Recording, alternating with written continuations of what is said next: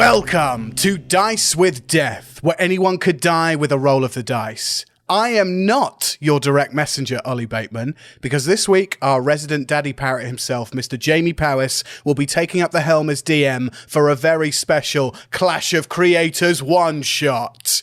We're doing something a little different for the next few weeks. Well, our wonderful and talented friend, Miss Amy Mallet, a.k.a. Zakiah Rubbledusk, a.k.a. Miss Alyssa Vixen Steadyheart, moves across the country and is kind of without internet and the ability to record for the next few weeks.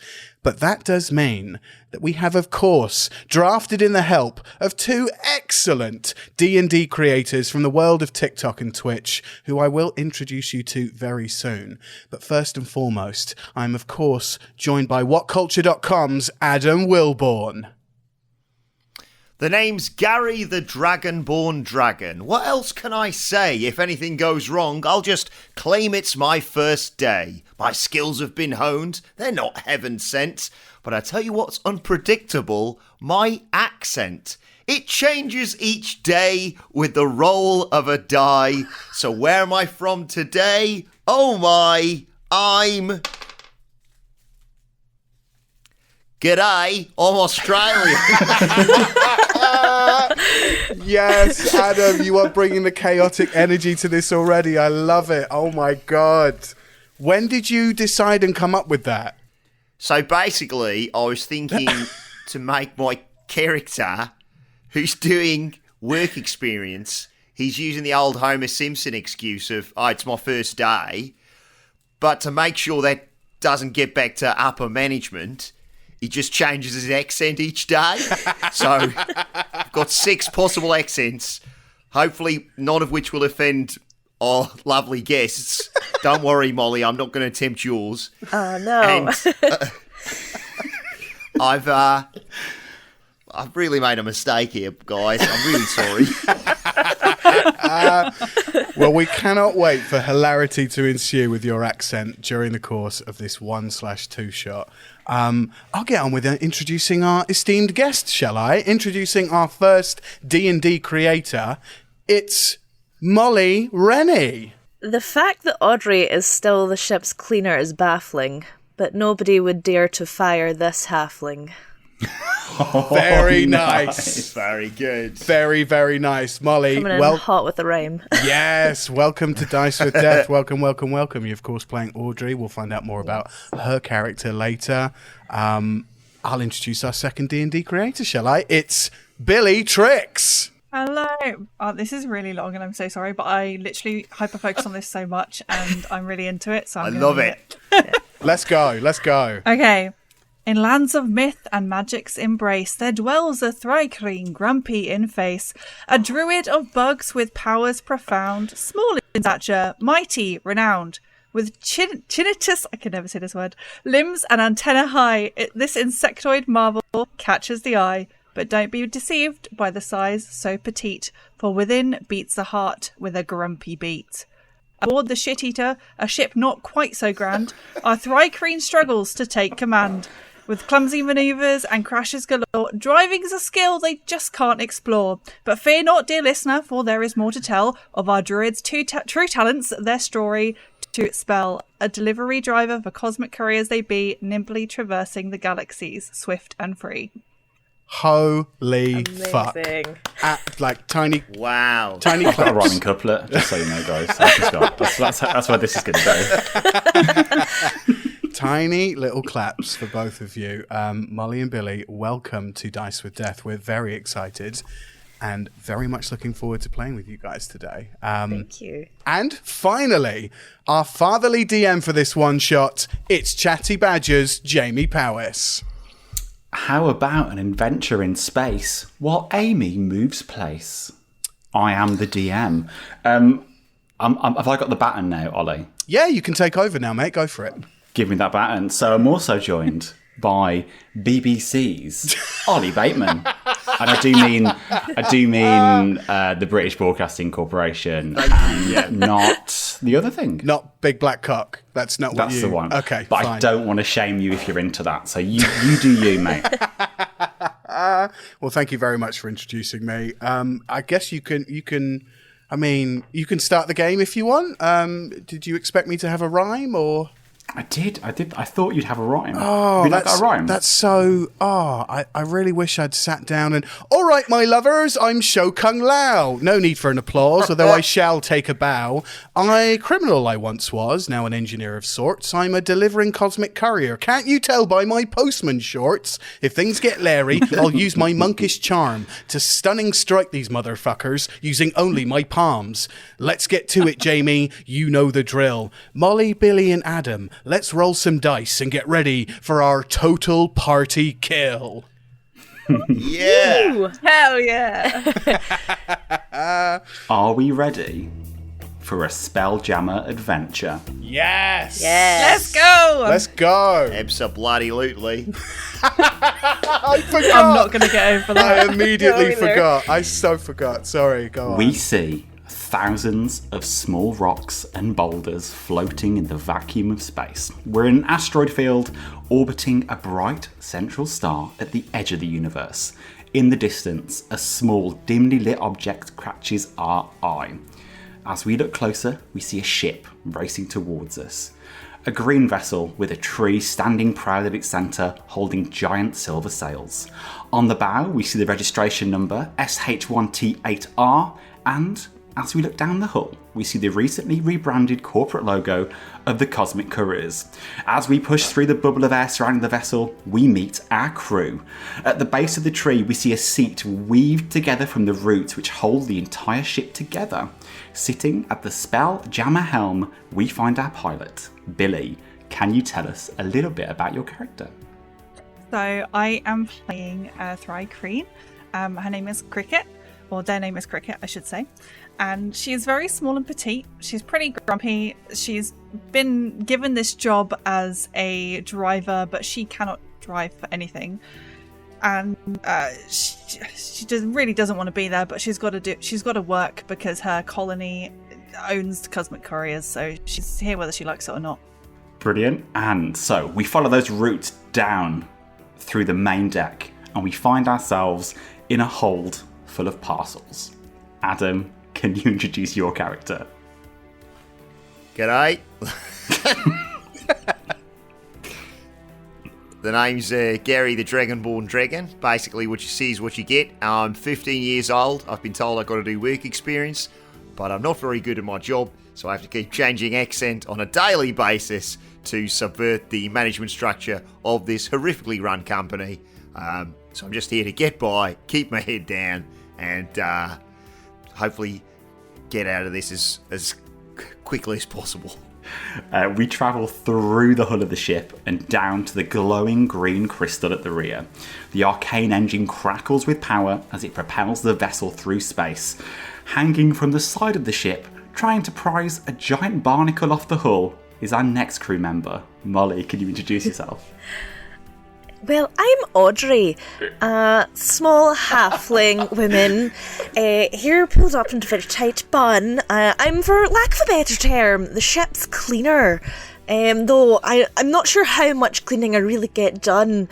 I tend to find little trinkets that I like to keep about the ship. They may or may not have belonged to people before, but that's neither here nor there. And as we travel down the main deck through the branches of that central tree, we find someone working underneath a parcel delivery cannon.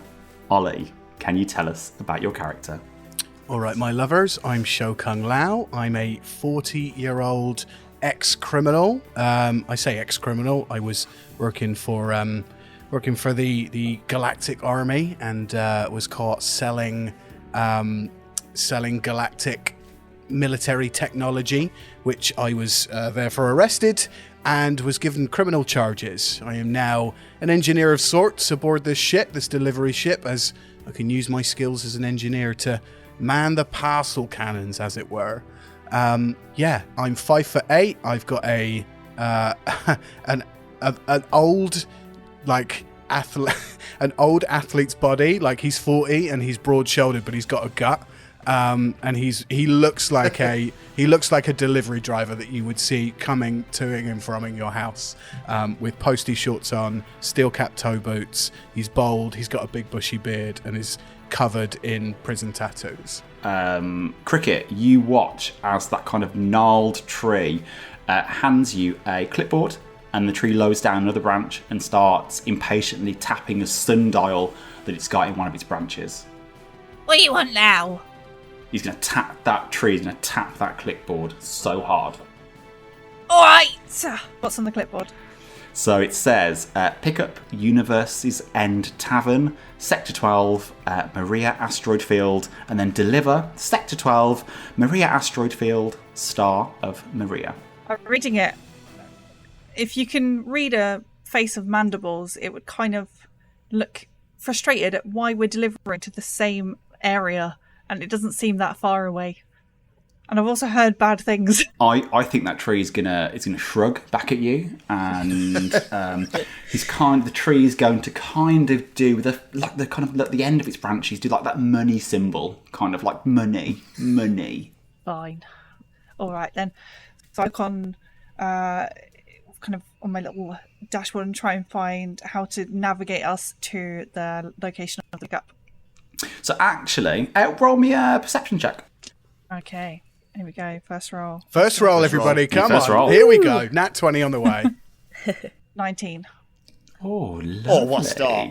That's a great start. Yeah, so you look in the distance and you can see this cluster of asteroids ahead of you. And yeah, you 100% can see that cluster of asteroids where you're heading. Yeah, you're heading there right now. Oh, good. We're on our way. I better go. I better let them know we've got another pig. Do we have on our ship like a way to communicate with other people who are in the other departments? Nice. I would say you could kind of talk through some of the roots of that tree. So you want to grab like a branch and talk into it. I'm going to talk into it, and all they're going to hear is like clicking noises, because most of my talking is actually telepathy.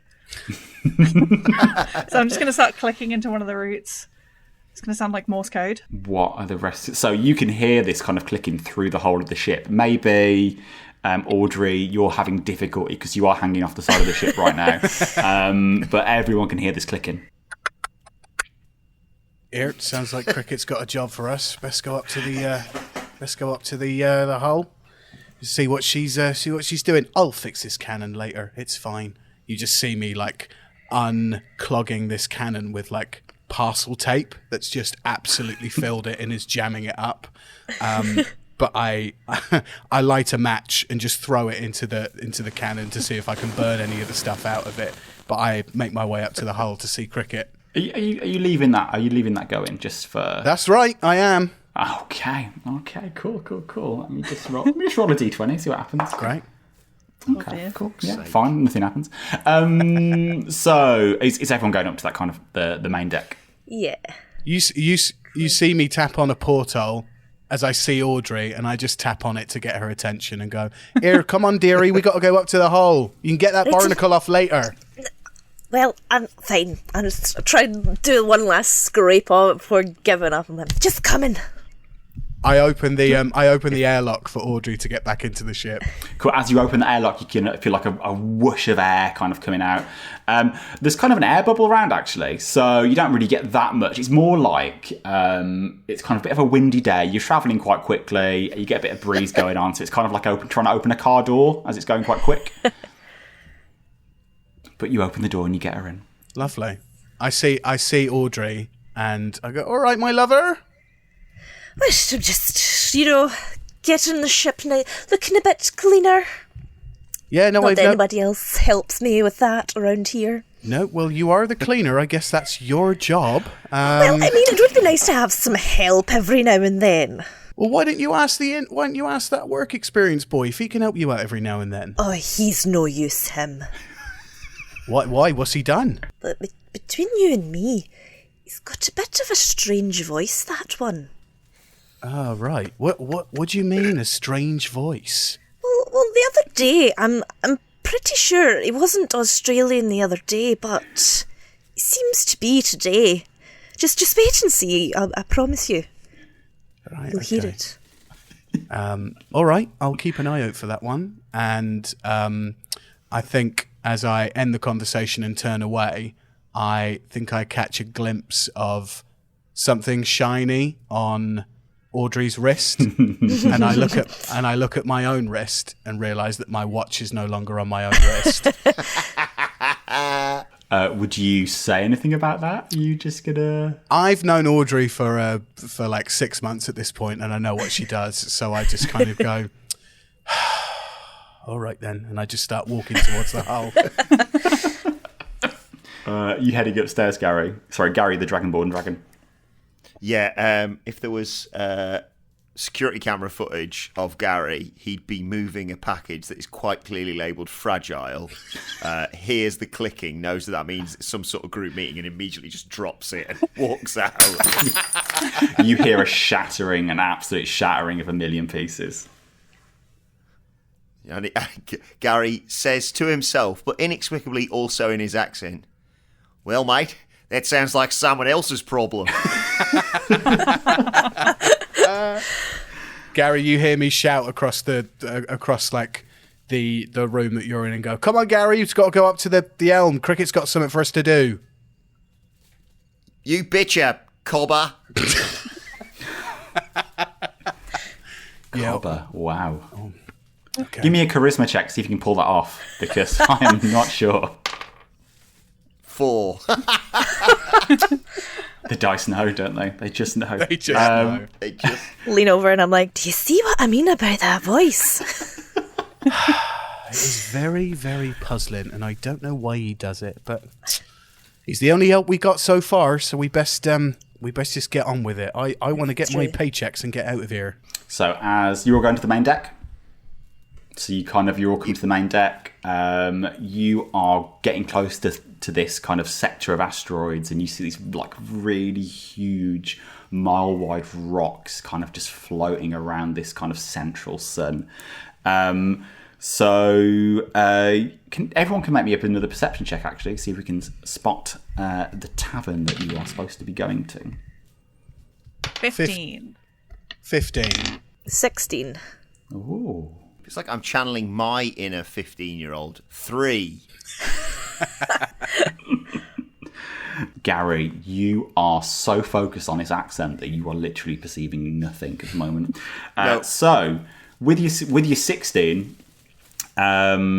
you can see on one of these rocks, perched on them, is kind of a really weathered-looking tavern. It looks really kind of ramshackle. It's built out of salvage materials. It looks like it's been patched up so many times. There's so many kind of rocks kind of like firing about in here. You can make out a sign that says University's End. And you can also see kind of a weird shimmering around the asteroid. So you think there's probably an air bubble around it. With your 16, you can see a pier as well. So somewhere you can park the ship. There's a couple of other ships next to it. And in the distance, the absolute far distance, kind of playing in this asteroid field, is a pod of space whales. Oh, I do love whales. So, guys, are you going to that asteroid? What are you doing? I'm going to ask Kriket because you're driving. Where are you putting them? So as everybody comes up, I kind of basically start to explain. I give the keyboard over to Lau. Lau, take this. We've got a delivery to do. It's down here. Can we park somewhere here? I start trying to take us into the parking zone of the pier. Do I recognise any of the other ships that are parked up? So you don't recognise kind of any of the names of the ships, but there is a pretty big galleon there, and they're really kind of beaten up. It's called a wasp ship. So basically it looks kind of like a wasp. So it's got like a big bulbous head on it, a little flat deck on the top, and then kind of wings next to it, and then 2 of those are parked up. I'm just going to try and park us delicately. I think so. Spelljamming, you are controlling this ship with kind of your magic powers. So you are a druid, that's right, isn't it? Yeah. So give me a wisdom check and see if you can think this ship to park it. 16. 16. So, it's not it's not kind of like a, Fast and Furious kind of like spin into a parking bay, but it's a decent job. Like, you take your time, you get it in. Maybe one side is a little bit closer to the edge of the bay than the other, but you're in. It's all that matters. And you park your ship. And the pier is reasonably close to that kind of tavern, really. You can see it. It's probably about a minute's walk maximum. A minute's slow walk. You probably get there a bit quicker if you wanted. But yeah, reasonably close. Okay, cool. I'm gonna see if we can. So where is everyone else on the ship? Like, what are you guys all doing? Like, because I feel like who's gonna go pick up the thing? I don't want to go pick it up. I'm like in my station. This is my station. I feel like that'd be a job for probably me, since I look the most like a postman anyway in my shorts and steel toe cap boots. But I think in terms of duties, I'm probably the one that gets off the ship to pick up the parcels the most and bring them back on. Well, so I give you the clipboard, and like do what the tree did to me, basically. Like, come on, next payday. Righto. Okay. You're not coming with? No, bugger off. All right. Jamie, did you say that there was a tavern that we could see? Yeah, the tavern. So you're picking it up from the Universe's End Tavern, and you can see it about a minute away from where you parked up. Okay, cool. I say, Gary, the Dragonborn Dragon, you coming with, mate? You bitch up, fella. Sho-Cung Lao just kind of sighs and goes, all right. Audrey, do you want a little break from cleaning, my love? You might be able to get a better look at that barnacle from the outside. Oh, well, I might as well come and stretch my legs for a bit. Righto. Okay. Cool. We exit the ship and head towards the tavern, leaving Kriket clicking on her own. Cool. Okay. Splitting the party straight away. I love that. I absolutely love that. So you guys are heading to the tavern right now, yeah? Yeah. Mm-hmm. Cool. Lovely. You get to this door of this very ramshackle tavern. Like, you look at the doors, they're kind of mismatched. There's some windows in them, but they're kind of not even straight. It's an absolute kind of cacophony of random bits of space garbage. You going in? Can I, as I'm knocking on the door, first of all, I'll start knocking on the door to the tavern. Is there a way for me to communicate with Kriket back on the ship, like a radio or an intercom, just to ask who I'm picking the delivery up from? I know I've got the address, but is there a person of interest that I can pick the delivery up from? Oh, that's really good. I think you absolutely can do that. That's fine. So you have like sending stones, whatever, mobiles. I quite like the idea of like a Star Trek communicator that you kind of flick it. Like a Motorola phone, yeah? Basically, you've got a Motorola Razr. That's what you've got in your hand right now. Lovely. I unflick the Motorola Razr, and I go, here, Kriket, is there a name on that delivery for who I'm picking it up from, or is it just address to address? Pick up the phone. Telepathy. I just click in Morse code the name of the person who we have to pick it up from, which is... Didn't actually say a name. Oh. I said I didn't. Confusing clicks.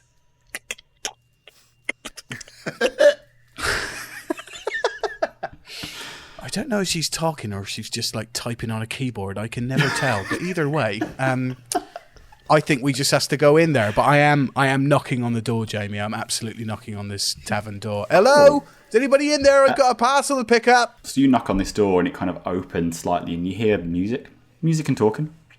What kind of music do we hear? You hear... I don't know. This is in my head because of Eurovision. You hear a cover of Whole Again by Atomic Kitten just playing. It's really blaring in there. You can make me whole again. Looking back on where we first met. Nobody else is joining in. Great. Okay. No. I could have clicked with you. I cannot escape and I cannot forget. Baby, you're the one. You still turn me on. You can make me whole again. Oh, I loves that song. Just to confirm, everyone, if you're listening, If you're listening right now, that actually was Oli singing and not Kerry Katona. Cool. Please So- don't sue Atomic Kitten. Kerry Katona does sue. We got to be careful, actually. She does. Famously so. You can hear this music blaring, you can hear people talking. Cool. I start singing, pushing the door open and looking for where the music's coming from and who's in the tavern. Cool. So you see, this tavern is bustling with activity. You've got customers from all over the galaxy have gathered here, seeking shelter from space. You've got aliens of all shapes and sizes, mingling with humans, laughing and drinking together. The interior is pretty dimly lit at the moment, with only a few flickering candles providing illumination. The walls are made of a rough metal. The air is thick. It's got a scent of smoke and spilled drinks. It's a proper pub. You see the patrons kind of seated on kind of wooden chairs, tables, and chatting, and just really enjoying kind of the lively atmosphere. Cool. I shout to the rest of the bar and say, all right, I'm here to pick up a parcel. Anybody know anything about a parcel for a Cosmic Couriers delivery?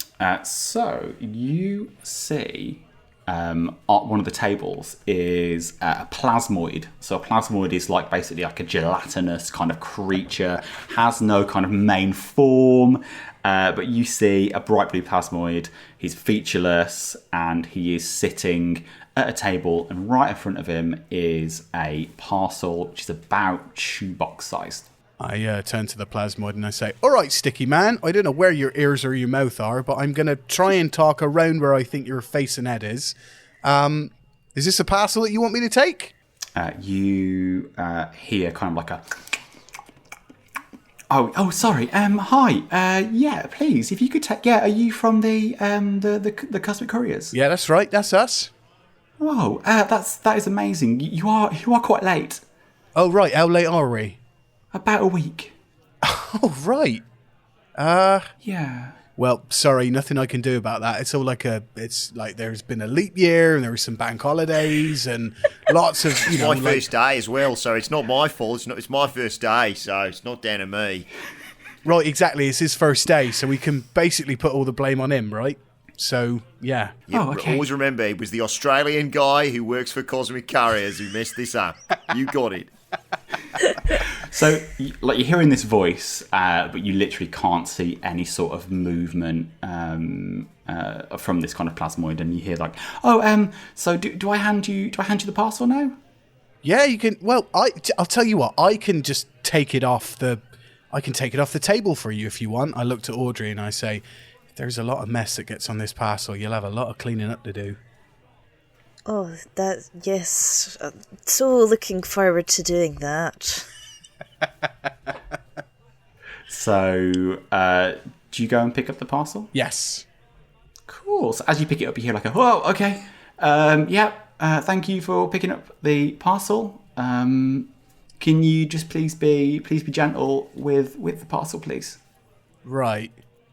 Why should I be... I hand it directly to Gary, the Dragonborn Dragon, because I know he's just the least careful with parcels.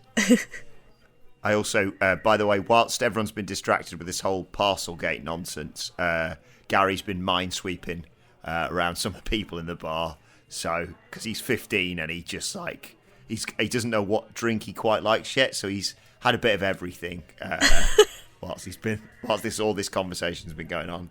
But he's now got a bit of that drunk confidence about him as a result. She says, "Don't you worry, mate. I'll look after him like it's my own baby Joey."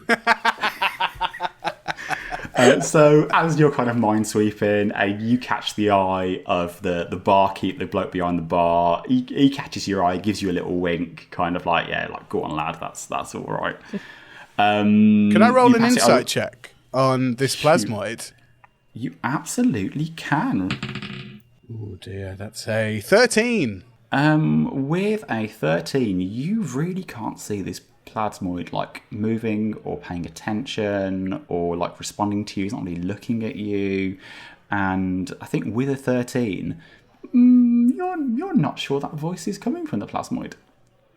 Here, guys. In fact, I'm going to leave Gary just to carry on minesweeping, but I turn to Audrey and I say, Audrey, I don't know where that voice is coming from. I know it's a big chunk of goo, but I don't know where his mouth is. I don't know where his face is, and I'm not sure if that voice is coming from his body. If you see what I mean, do you know what I mean? It is a bit hard to tell. Do you think it's rude to ask? I never know what to do in these situations. Do you know what? I would say it's not rude to ask, but I would say that you should ask. Well, all right then. I do have the years behind me to get away with those kind of questions. Excuse me, dearie. We're just a bit confused. Is that voice coming from what we assume is your body? Where's Gary right now? Are you still around that plasmoid, do you think? Are you still taking kind of drinks? Where are you? Yeah, he's just occasionally leaning behind people, but he's always sticking vaguely close to the group. Okay. I think Gary's probably he's mind sweeping, but he's doing laps, he's coming back every now and then. You know, just making sure he's still in the same place. You know, when an F1 car zooms by, that's Gary just chatting shit as he moves past us and around the bar. Cool. So as he's kind of going around, you hear the voice going "Oh yeah, it's coming from my body. As you know, it's coming from my plasmoid body." Right, Audrey, grab that parcel. The voice is coming from the parcel. The voice is coming from the parcel. What? Are you in the parcel? I'm not sure about the rules about delivering live people. It's clearly, I don't know. I'm really good at throwing my voice. You can't throw your voice into a parcel. That seems quite impossible. I think that's quite reductive of the plasmoid race. Have you met a plasmoid before? Well, I can't say that I have. I might have done and I don't remember, but I just don't think it's quite possible to be there and in a parcel at the same time. Outside of the tavern, Kriket, can you roll me a perception check, please? Oh no. 7. Okay, so I've just rolled a stealth check and I rolled a 2. So on this ship, you see kind of this slug-like creature. It's got a really massive mouth, really big teeth, and it's wearing a purple robe, and you see it climbing up the side of your ship. Is it am I going to be able to see it if I go to a window? So your ship, because it's got a big tree on it, it's kind of got an open deck at the top, and I would think that, well, you can tell me not, but I think there's a bit of open deck on it, so you're going to see they climbing onto this deck. The great. worm is about 8 foot tall. I'm going to peer over. Can I help you? I want your ship. No. This is a Couriers ship. I want your ship. I'm claiming it for the Empire. What Empire? The Sirloin Empire. Never heard of it. Bugger off. No. I want the ship. What if I make you a deal? Oh, okay. I'll give you all the parcels on this ship, but you can't have the ship. Oh, okay. Yeah, sounds good. Yeah. So it's a deal then? Yeah. Oh, that's good, isn't it? Okay, great. Well, you get off the ship and wait there, and I'll bring the parcels down. Can I do multiple trips? Can I do multiple trips between the hold and the... No, I'll do it for you. Don't worry. I don't want you to lift a finger. Slime. So roll me. I'm guessing this is a deception check. Yeah. Okay. Roll me a deception check. Let's see if we can deceive a slug. 18. He rolled a 7, so he's like, all right, cool. Okay. Why do you want to wait? Oh, just on the pier. I'll be right with you with the parcels. Okay. Can I get a trolley from my ship? Yeah, go ahead. Which one? I can help and bring you to your ship if you like. It's the Wasp ship over there. Right. I'll see you there in a minute. Okay. So you see this this Sirlon, big slug creature, just literally crawls back to his ship, and you hear him kind of like, hear some banging in the ship, like he's trying to pull out like some sort of trolley that's kind of caught under lots of boxes. Can I flip the Motorola up and start clicking away at emergency clicks? Oh, hang on. I can hear a keyboard again. I think she's on the phone. Hello? Right, yeah, it's just clicks. I think we best get back to the ship. But, like, but there's... right. Audrey, and wherever the fuck you are, Gary, I don't know if we should open this box or not, because there's a voice coming from it, but the captain wants us to get back to the ship. Like, what do you want to do? I wouldn't open the box. Who said that? What? Who said that? Sounds like we have to open the box now. Sorry, good day. I don't think we should open the box, mate. Whatever you say, open the box, you got it. Gary, you opening the box? Yeah, Gary opens the box.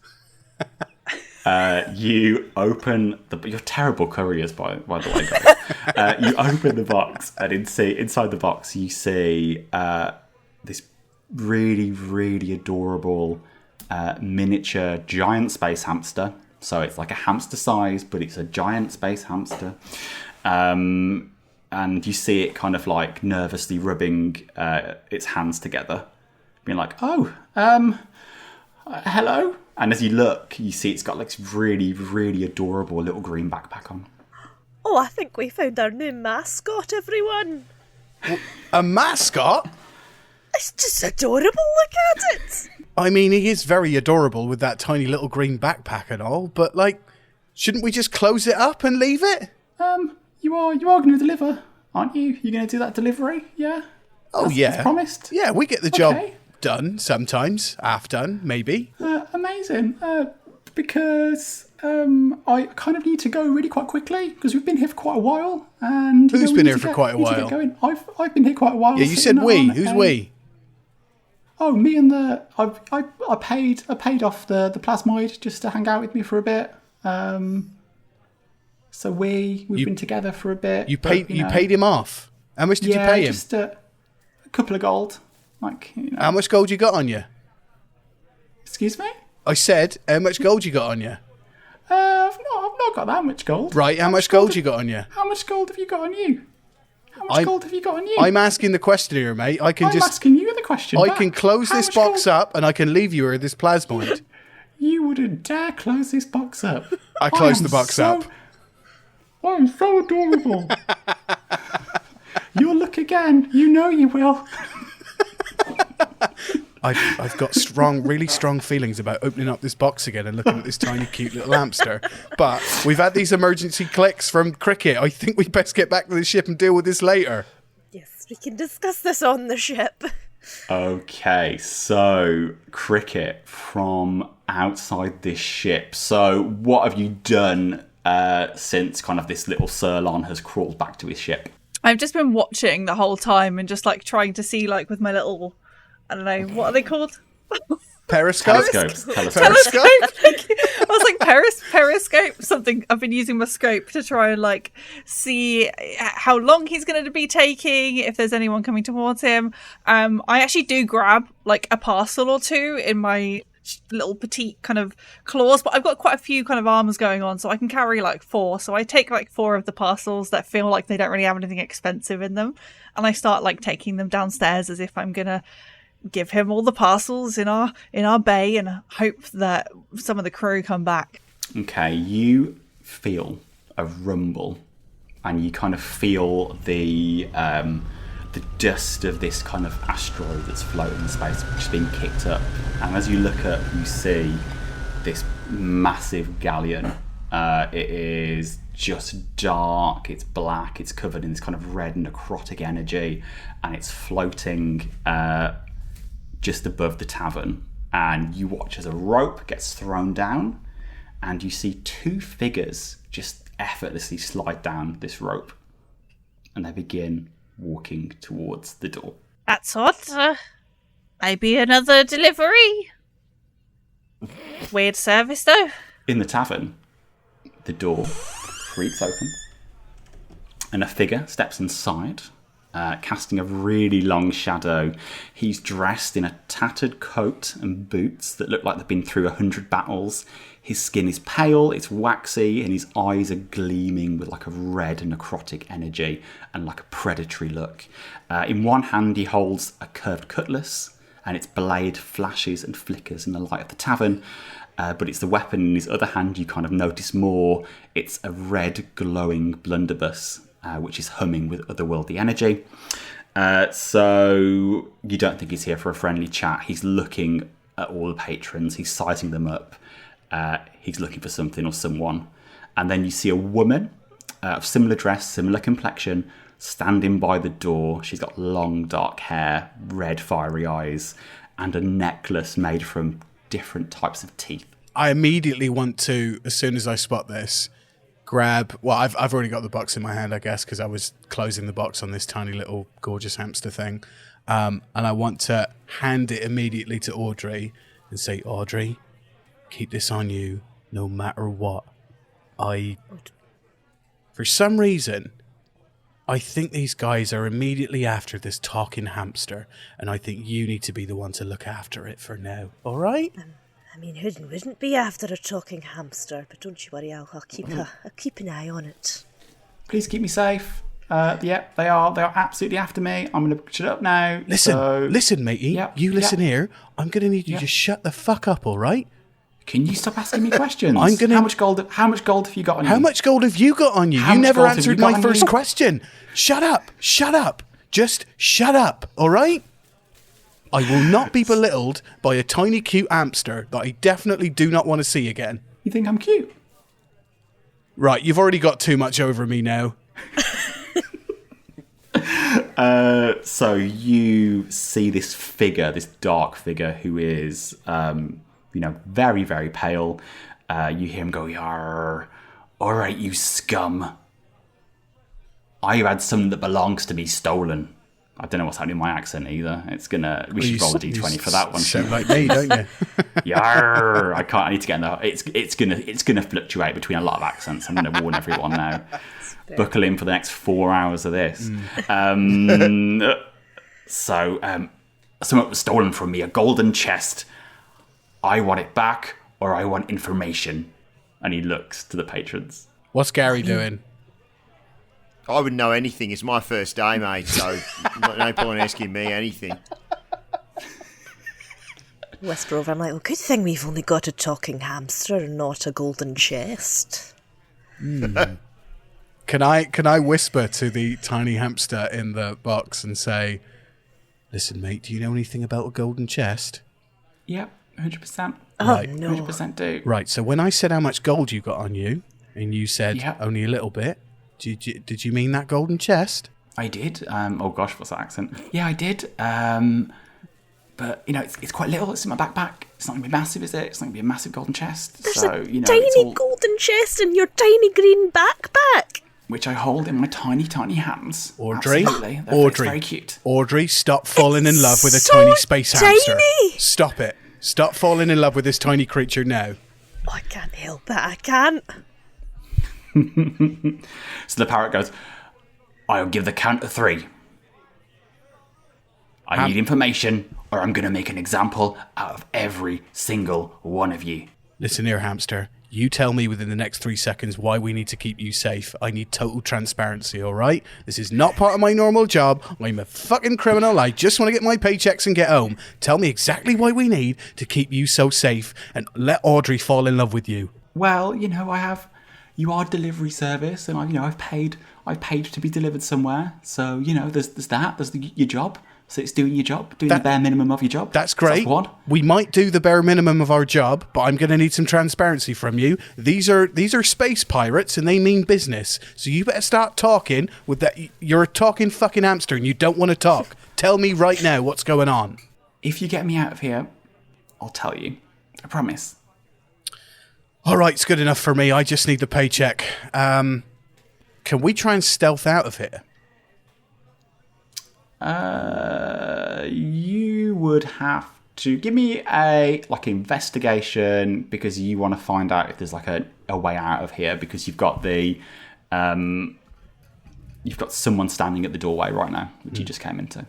Audrey, Can I do you want assist on this, or do you, Oh, well, you what's your can. investigation? Was my +2. Let's be some meta here, shall we? Investigation is a 1, so I'll tell you what, Audrey, I'll give you the help action. Okay. Let's see. I'll have a wee look around. While Audrey's doing that, can I get on the Motorola and just start clicking down the Motorola to Kriket, and just in my like I've known you for a little while, so I feel like I speak a little bit of Kriket, and I want to tell her that I've heard her emergency clicks, and now I'm sending emergency clicks back to her. I feel like translated, it's like, you know, like when something is badly translated. It's like not Yes. quite, but you kind of get the gist. Emergency cake? What's it about? Also, Gary doesn't have one of these phones, but he just wants to try and look busy, so he just starts standing in place and clicking. Love that. Absolutely love that. So, nobody is kind of responding to this pirate. Is that right? No, nobody's responding, and Audrey's having a look about for an exit.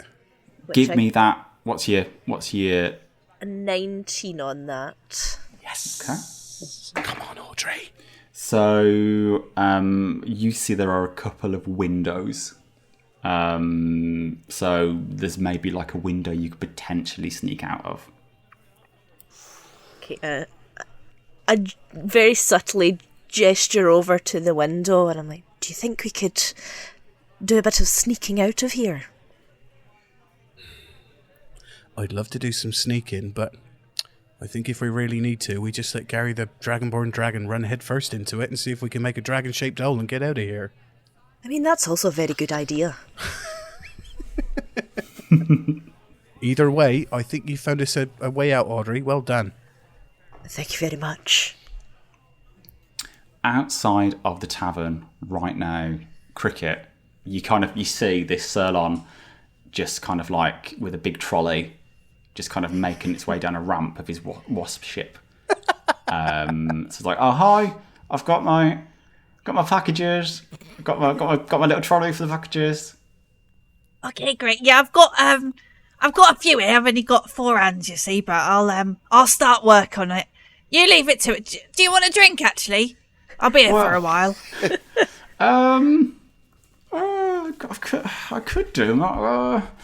How about you put a few things on here, and I could take them back to the ship, or we could just do a little reload for a bit. That sounds good. I'm going to be honest with you, though. I do actually need a drink. I was asking it politely. I need a bevy. Oh. I've got my chili bottle here. If you want to have some water. Oh My no, chili I need bottle. something a bit stronger. This is going to be a bit of work, isn't it? Oh, okay. Is it? Should you drink and drive? Just asking. Just asking for the internet. Can I drive? You're sitting on the helm, aren't you? You're the one who's driving. I might be. Okay. I feel like I've touched a nerve here. We don't talk about it. Okay, so can we? So Yeah, have you got any listeners, I can have right Kriket now? has a drinking problem and she doesn't like to talk about it. If anyone asks Kriket, she just says she's just waiting for a mate. That's all. Wait for hamster. So, about that drink. Come on, I'll buy you the first one. Okay, but what's that ship doing there? Where's that ship come from? I don't know. I thought it was like another delivery service, but it's a bit shit, isn't it? It's pretty not good. How about I buy the first one and you get the second one? It's it's a lovely conversation I'm having right now. So yeah. No, I agree. What's your name, actually? I didn't catch it.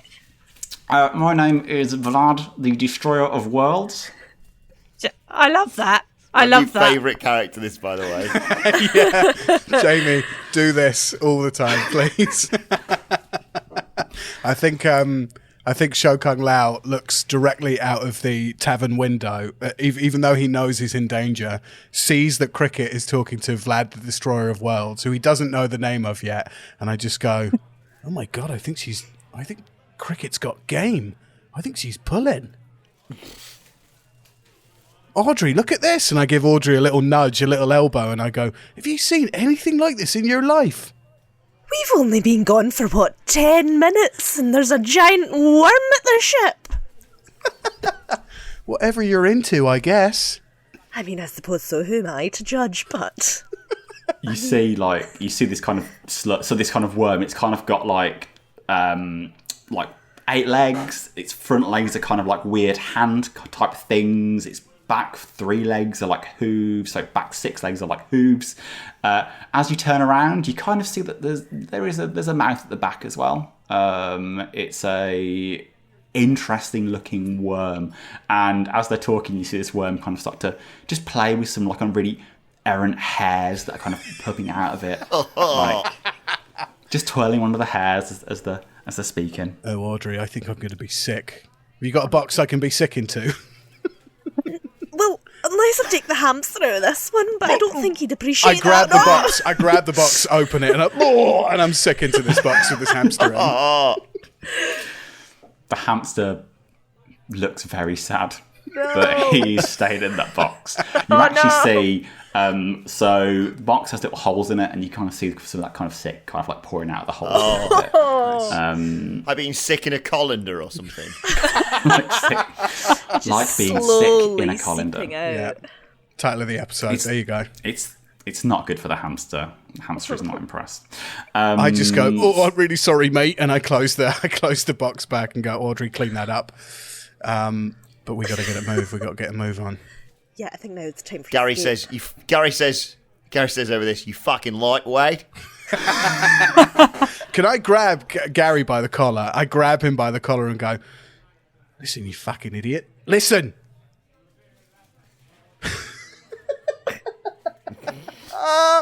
There are so many accents going on. I can't pinpoint where mine is now. It's so hard.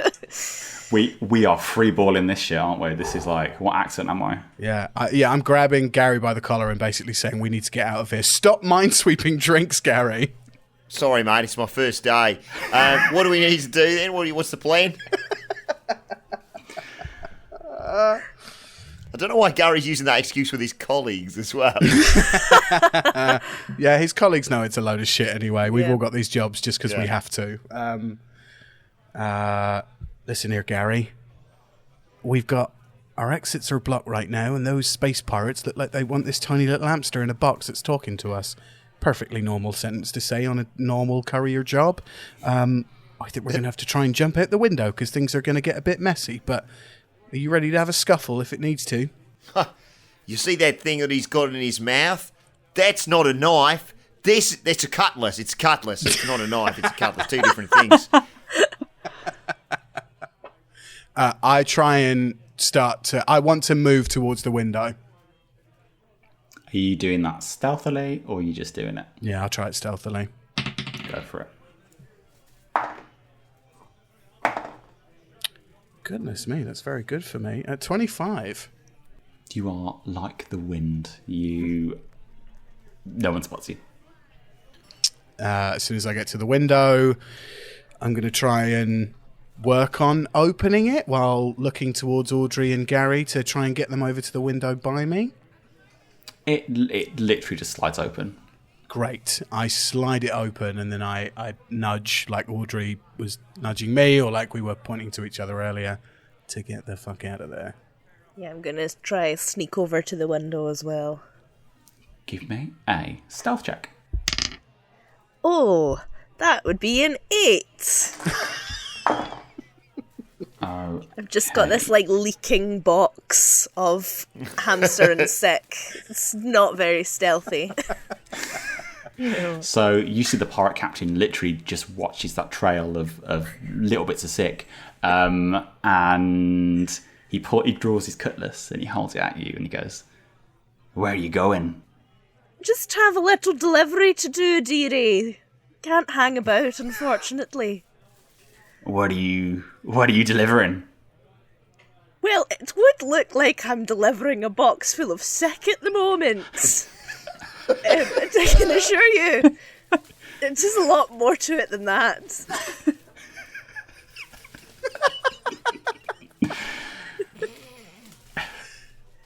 And he goes, oh, okay, can I look in that box of yours? I really don't think you want to at this time. It's not very nice what's going on in there. Here, listen, Mr. Pirate Man. I pipe up unstealthy like and say, it's full of sick and it's also full of shit. You don't want to look in there. It's not nice. It's a biohazard. We've got to get that in a jiffy bag and get it on the ship and take it away. That's what we got to do. I wouldn't be touching that with your hands. No, Audrey, she's our cleaner. She's got gloves and that. You don't want to get that. You'll get some venereal space disease or something. I'm used to this. I have a high tolerance for these things. Listen, Mr. Pirate Spaceman, Audrey like microdoses mold every day so she doesn't get sick in space. Deception checks? Oh, yes, please. Here, Gary, help us the fuck out, mate. Come on over. I'm sorry, Audrey has to have advantage because that's beautiful. Yes. You have advantage on that check. Ooh, that's an 18 for Sho-Cung Lao. With my advantage, that was a natural 20 for a total of 23. Yes! First nat 20, come on. That is interesting. I've got to check some stats right now. 2 seconds. Okay. Gotta believe that I'm microdosing that mold every day.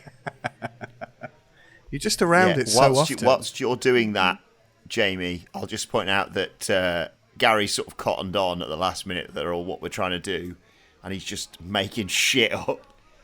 Yeah, that's right, mate. You shit and you stew a sick in a box. We call it home and away because it's coming out of both ends. The vampire captain got a 22. So you have convinced him that absolutely that's just a box of sick and shit. Sick and shit. Yeah. Yes. Yeah. You can see the woman at the door is kind of growing quite impatient right now, like just genuinely impatient about what's going on, and she is going to kind of shut the door behind her, and she is kind of going to almost kind of float and line of dance kind of towards her captain. Meanwhile, outside the tavern, so I was from the astral plane. I need to kind of destroy a world. That was what I needed to do. Unfortunately, humans are quite scary, and they did beat me, and that's why I'm kind of here. I kind of have to go back to the astral plane. I got my ship broken, so yeah, it's just, it's on the way. So I thought I'd just stop by for a drink. I'm sorry, it's my life story. So. No, it's all right. We've all been there. Well, not all of us, but some of us have been there. World domination and all that. Well, first drink is on you. After you. Okay, absolutely. So are you heading into the tavern? Yeah, just gonna walk straight in. So walk straight in, and Sirlon looks in and goes, "Oh, this looks a bit dicey. Are you sure you wanna have a drink?" Yeah, hold on. That's my team. Why are you doing it? Get back on the ship. I called you 15 minutes ago. Here, Kriket, I don't know if you can see, but we're trying to get this box of sick and shit out of here, so if you wouldn't mind helping us out, that'd be great. Get off your fucking date and help us out. Who the fuck is that? Pointing at Gary. The drink's kicked in for Gary now, by the way. Are you dating 2 worms? Why have you brought 2 worms into the fucking pub? What are you playing at? What do you mean dating a worm? I'm not dating any worm. It looks like we're not dating. Looks like we're just having a drink. Looks like you're on a date, mate. Are we on a date?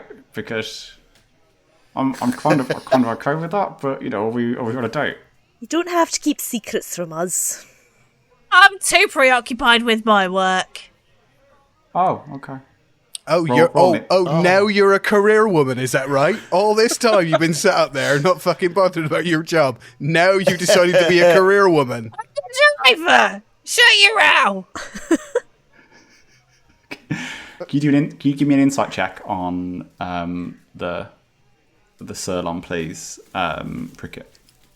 17. Cool. He's kind of heartbroken right now. He's kind of low-key heartbroken by that comment. Oof. Well, world domination didn't happen for you. Neither is this. Oh my god! Fucking burn. So he's a nice slug. He's gonna head over to the bar, and I don't know what it sounds like. He's gonna head over to the bar. He's gonna just tap to the barman for like 2 drinks.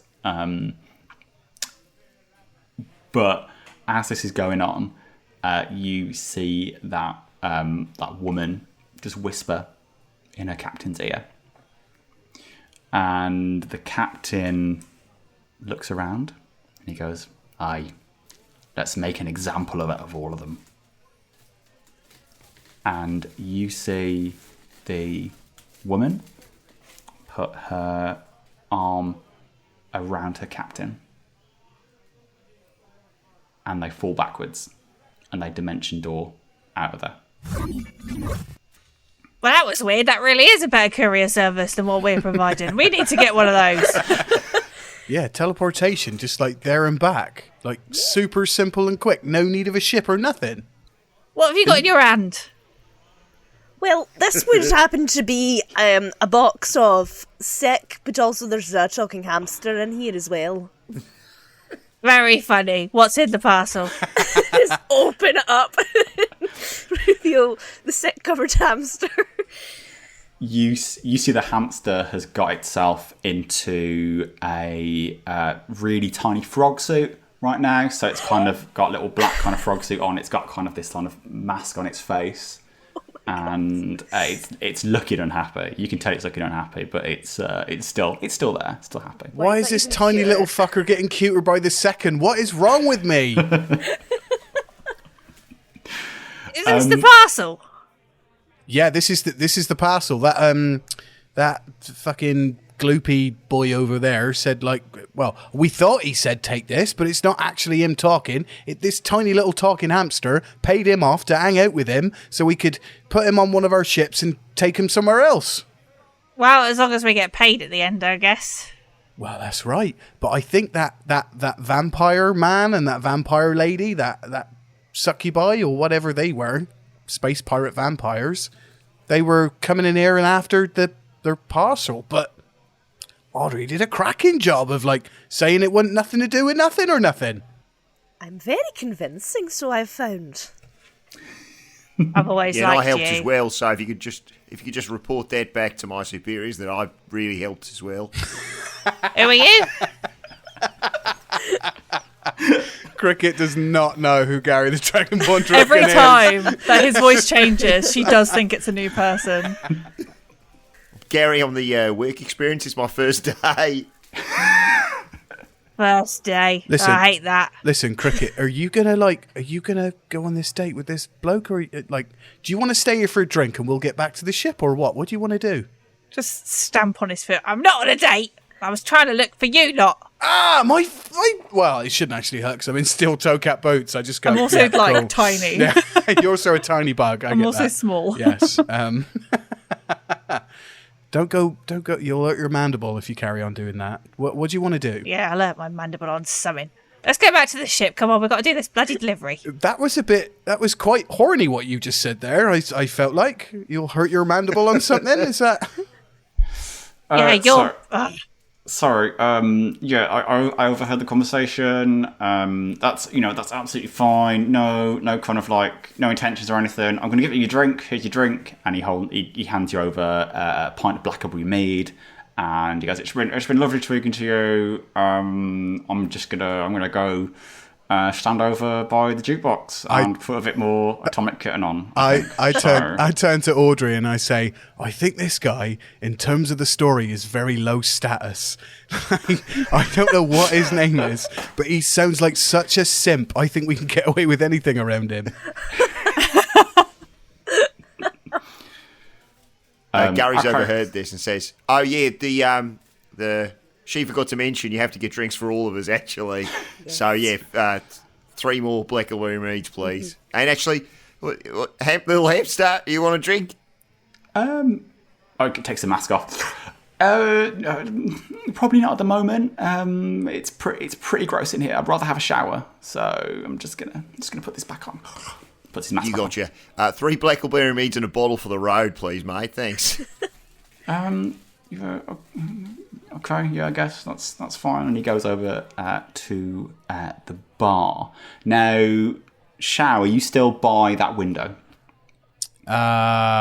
I don't see any reason for me to have moved. It sounds like Gary's getting the drinks in, so yeah, maybe I can keep an eye on out the window for that ship or whatever. So you hear kind of like dust particles kind of hitting against that window, and kind of there's a bit of kind of dirt kicked up as you see this kind of like giant pirate galleon kind of lift up from the surface of the asteroid. But can you give me a perception check? It's all been perception checks so far. It's terrible DMing, but here we go. 16. Anybody want to have a look out that window? Anybody else? I'll give you one more go. Yeah, I'll look out the window. Lovely. 17. Okay. So through that window, you see quite an ominous sight looming on the horizon. So you see a flotilla of pirate ships crackling with necrotic energy. The ships are old, the sails are worn, the hulls are pitted with rust, and you see kind of rows of cannons down the side of this ship, and a giant harpoon on the front of each and every one of them. I say with 17, you can see the crew, and they are shadows, and they're scurrying around the deck right now. The movements are kind of stiff and jerky, and their eyes are glowing with that same red glow that you saw before. And you watch as this fleet spreads and surrounds the asteroid field.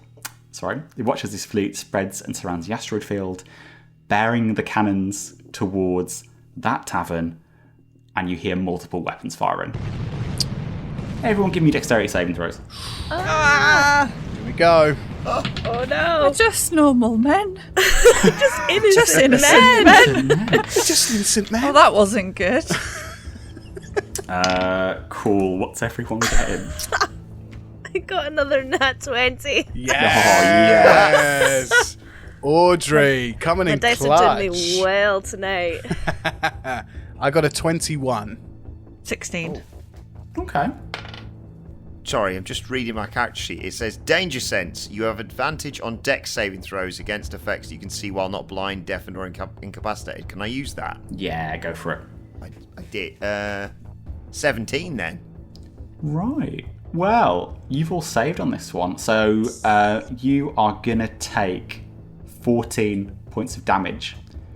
That's halved. Yeah, it's a big one. So basically you... Okay, hold on a second. Oh, dear. Cool, right. I had this really cool mechanic that there are people in this pub, in this tavern, and they would become your crew, depending on how well they rolled in this kind of next challenge. So you watch as the bartender reaches down under the bar and pulls out a cutlass from under the counter and prepares for battle. You see that kind of slug-like Surlon. He casts mage armor on himself, and he kind of glows with like a archaic energy. And you see the plasmoid duck under the table. And the bar area explodes in a blizzard of cannonballs as it rips through the tavern. Glass smashes and liquor pours all over the floor. The booze sets alight and the flames quickly consume the body of that unconscious bartender. You feel splinters as chunks of plasma rain down as you see a cannonball buried in the ground where the plasmoid once sat. And you turn around to see that slug by the jukebox and watch cannonballs rip through his arcane shield, and he's cut in half green blood squirts absolutely everywhere. So you're in the mid. That's 3 times today he's had his world destroyed. Poor guy. By the way, Jamie, sorry, did we take 14 damage?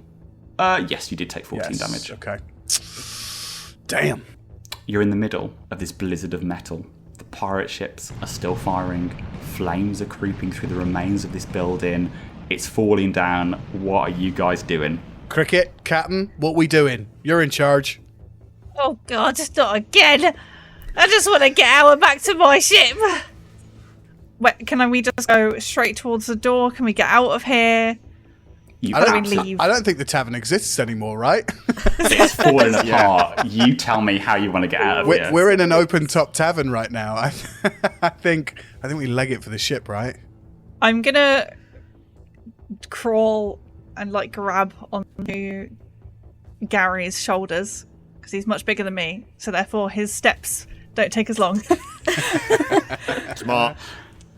I'm gonna just like slap the top of his head with my mandibles, like, "Come on, Gary, back to the ship!" Jamie's anything in the bar still there? Like any bottles that maybe could be grabbed on the way out? Yeah, there's probably a couple of bottles of apple sours, green apple sours. Yes. Best. So you're grabbing them. Literally, there are cannonballs flying everywhere. You're kind of getting like shrapnel is hitting you. These walls are caving in. The flames from this bar are kind of starting to engulf, and the black smoke is pouring from the top. And you keep hearing these bangs of more cannon fire. And you're running. Yeah, running back to the ship. Yeah, we are black-eyed peasing and running for the ship. Cool. So I would like one of you to roll for your ship because you have left your ship completely unattended. Oh no. So I actually want you to make me an intelligence check. Okay, who's got the best intelligence? I'm out. I have a +1, so I'm definitely out. I've got plus nothing. I've got +2. Go on, Audrey. Hey. Let's save us, Audrey. Hey, Audrey. Come on. Let's go. Come on, you've had a nat 20. You can do Yeah, this. I've rolled well tonight. Let's Come see if I on. can do it again. Intelligence check. Yes, please. That's a 12. Cool. So, in the center of the ship, you have this living tree. And with a 12, it's just watching that pirate ship, all these pirate ships firing on the tavern, going, "Geez, this is pretty bad, isn't it?" And that's happening. You're gonna start to see the pirate ships, and there's about 8 currently. You can see around you. They're going to start to turn towards that pier with the ships on it, and they're going to start firing on those ships. So what I would like you guys to do is roll me some athletics checks just to figure out how quickly we can get back to that ship. If you get lower than a 15, your ship is going to take some damage. So just one of you has to kind of get to that kind of ship. I just rolled and got a nat 20. Yes. There we go. Nice. Wow. What's everyone else got? Oh, it's a 7. Okay. And I got a 3. Okay. I got us. Does that count as me and Billy? You get a help action, don't you, surely? Well, unfortunately, Billy did roll a 7. I rolled a 22, if that helps. Okay. Well, I think that cancels out that 7. Absolutely. So, With a nat 20, can I extend a hand out to Audrey? I think you probably could do at expense of your ship. Are we allowed to know what the expense is, or do I just have to decide if I do this or not? So, your ship currently has 250 HP, and the galleons are firing ballistas, technically, and they do 3d10 damage. Okay, so what's the decision I'm making here with a nat 20? So, I'm going to roll 8 attacks against your ship. If you help Audrey, if you don't, you can move the ship. I'm going to help Audrey. Can I? Yeah. Because I want to know if I can help you helping Audrey. Because I've got a star map. Because druid. Can I see what's going on and be like, oh shit, that really needs to go well? And like, as Gary is running past, I'm gonna just like smack Lau on the head. Like, get her! Guidance.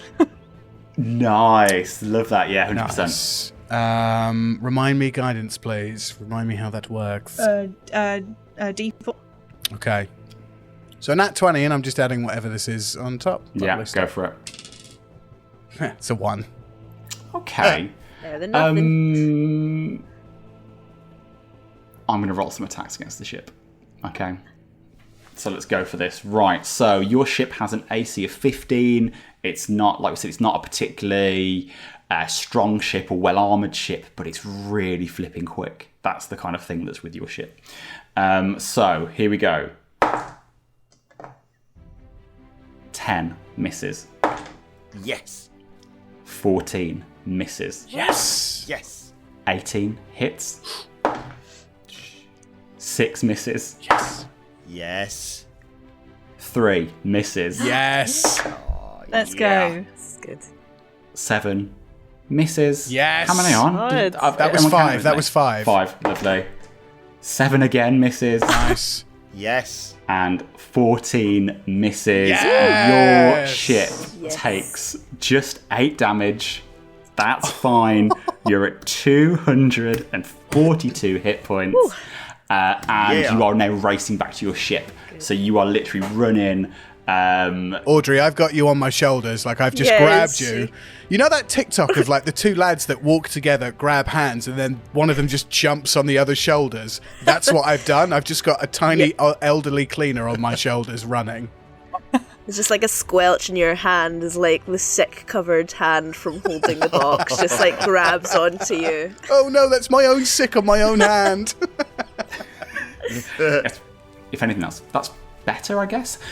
So as you are running, you kind of feel these cannonballs hit all around you. You're kind of covered in dirt. It's very much kind of that slow-mo war movie. You are running through this blizzard of cannonballs. You make it to your ship. What are you guys doing? Can I run straight for the driver's seat?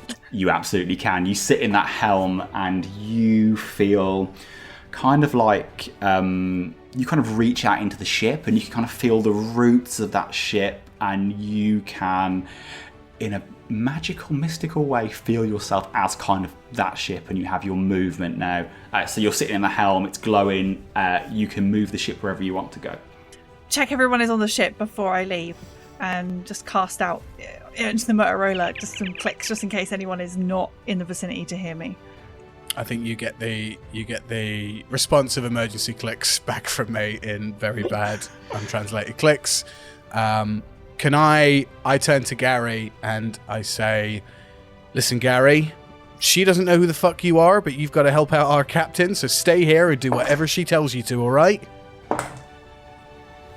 You got it, mate.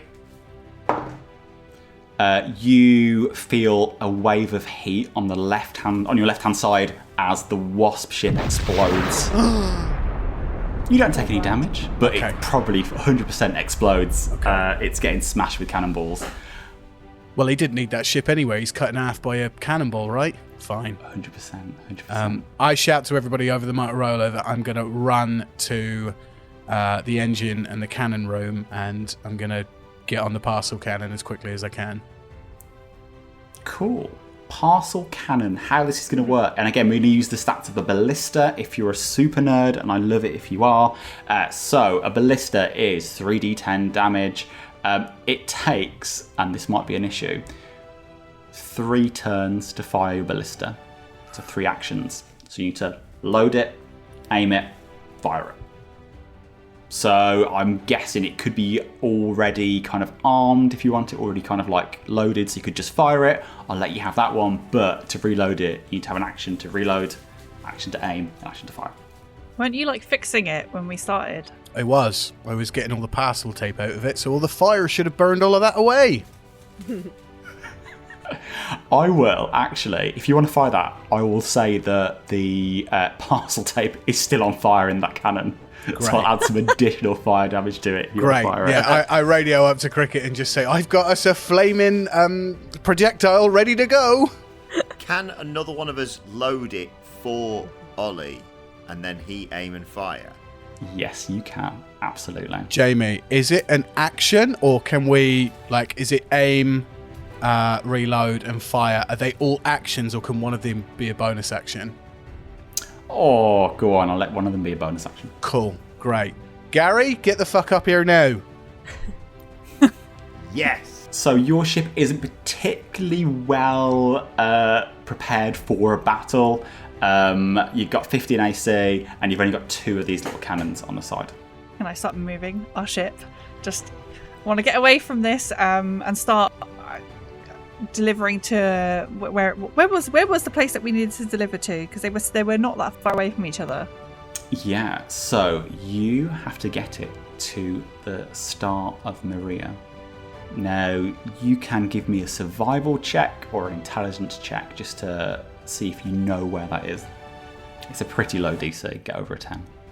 What was that? Survival or... Yeah, or intelligence. Yeah, neither of those are going to get me any higher than a 6, unfortunately. I rolled a 1. Cool. So, you're not really sure where this star is, but you're currently in an asteroid field, which is orbiting a central star. But you have no idea where this star could be. I'm just going to head out. Just head out, away from the asteroids. Away from danger. Okay, cool. You can absolutely do that. So as you're going, you're kind of breaking cover. So give me... I'm going to tell you this actually. So you are a fast ship and you could probably outrun all of these kind of vessels. But there are 8 pirate ships and they're all going to fire on you if you break cover. So you can either make a run for space, try it out in the void, or you can try and maneuver around the asteroids. So you might bump into a few asteroids, but that's kind of your choice, really. Okay, yeah, let's try and sneak around the asteroids then. Okay, but you can't, you can 100% go into open space if you want to. No, we're going to sneak around to get out. Nice. Are you sure? Yeah. Because I am prepared. Yeah. I am prepared for both. Nah, she's a driver. She's going to attempt. This is where it all goes wrong. Cool. So you feel that kind of green crystal at the back of the ship pulse with energy, and you propel yourself forward, and you're heading towards these asteroids. There's kind of like a green trail that's kind of just following behind because you're really fucking booking it at the moment, and you're heading towards the asteroids. What do you want to do? Do you want to head for the biggest asteroids? What do you want to do? What's your plan? Yeah, gonna go and try and hide behind the biggest asteroid and get out of this area, so that they then can't kind of shoot at us. We're hidden by the biggest rock we can find. Cool. Love that. So, as you go, give me a stealth check for your ship. Is that just my stealth? Yeah. 20. Oh, yes. Nice. Lovely. So, you notice there's this kind of green trail behind you, and as you look back, you just think, I need to be stealthy. So the engine kind of drags in those particles and goes a little quieter, and you kind of steer yourself around the biggest asteroid that you can see. And you see these ships kind of behind you. They are going to start moving towards you, and that big ship that you saw hovering over the tavern is kind of leading the chase, actually following you back. But you're so quick and you're so stealthy that you break line of sight of that vessel. And you are now at the other side of the asteroid. What do you want to do now? Where is everyone else? So you guys are in the cannon room. Where's Audrey right now? I'd probably be joining you up on flying the ship, just in case you need any help. There's sick leaking on my floor. Clean it up later, there's more pressing matters at hand. You see the box flick open, and this golden hamster, technically a Syrian hamster, if you care about hamster types and hamster. Nobody does. Hamster. Nobody does, mate. Okay. Nobody does. Don't worry about it. Okay. Well, there we go. If you are into that, just Google it. I'll put something on the Patreon. Please worry. don't do that. Okay. So, do you know the lifespan of a Syrian hamster, by the way? Nobody cares. Nobody cares. 3 years. Nobody. It is very close to that. Stop feeding him, guys. Nobody cares. Okay. Do you want to ask me about hamsters? Because, I was a hamster on social media for 3 years. Yes, so. you were. Yeah. Anyway, so no one wants to ask that question. No one wants to. Okay, cool. That's fine. It's for a no dice, mate. We'll leave it for a no dice. Okay, fine. So yeah, this hamster pops out. He's got his kind of little mask on. It's like, oh my god, have we? Sorry, that's not the voice. Oh my god, have we escaped? Well, not quite yet. Oh my gosh, that was amazing. I don't know if you intended to do that, but all the kind of explosions and stuff and getting on the ship, it is very, very exciting. It's amazing. Thank you so much for taking me with you and rescuing me. Well, we would still like to know why there is a bunch of ships that are shooting at us. I have a feeling it has something to do with you. Yeah, do you think we're safe? We're safe enough for a law dump right now, or what are you thinking, Audrey?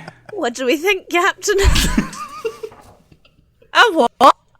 I think he wants to tell us his backstory. Oh, God. Not another person with a backstory. I need a coffee before we do that. All right, hold on. Let's get us out of here. We're going to be in trouble soon. Which way are we headed, by the way? You hear Sho-Cung Lao over the Motorola go, did I hear that hamster say he wanted to talk about a dump? So, do you guys know where you're going? Or do you know what you're doing right now? What's happening? Well, apparently you need to go to the Star of Maria. Yeah, Is that a musical?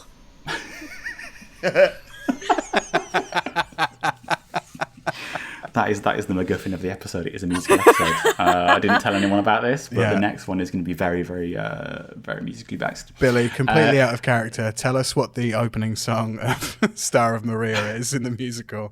Go for it. Sing it. Maria, Maria, stop following me home. Nice. It's about a stalker. It's a very serious one. Oh, God.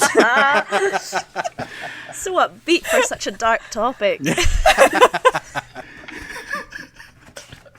It's very juxtaposed. I love it. That's great. It's really good. Yeah.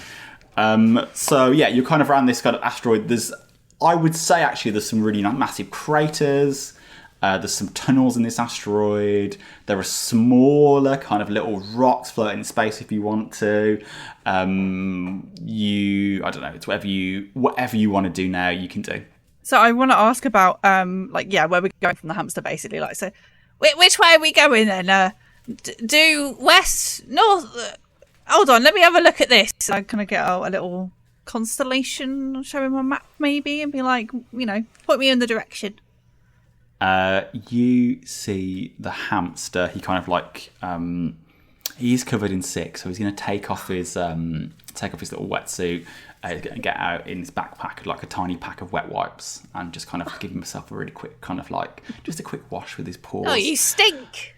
Yeah, I do. I'm sorry. Hold on a second. And he gets a little. Sorry, I was saying he. She gets a little bottle of Lynx Africa and just sprays it on herself a little bit. She has in there for emergencies. No one deserves that smell. Not even that tiny hamster. No one deserves that. You have this hamster kind of crawl up your endoskeleton and onto your shoulder and looks down at this kind of map and points to a star which is in the centre of the asteroid belt that you're currently in. And you look up and you see the tree reaching out and just pointing to the sun. Hold on. You want us to fly straight into the sun? I need you to deliver something to the sun. Why do we do that? Well, I made a promise. Is there like a drop-off point or collection point? I think we just need to get this into the centre of the sun. And the hamster, she reaches her hand back into her backpack and she pulls out this really kind of tiny golden chest. And it's really kind of beautifully engraved. And it's kind of just solid gold. And she puts it down in front of her. And she waves her tiny hand over it. And it goes pop into a full-sized, big old chest. And across the front of that chest, you can see some writing that is kind of golden and shining and kind of shimmering.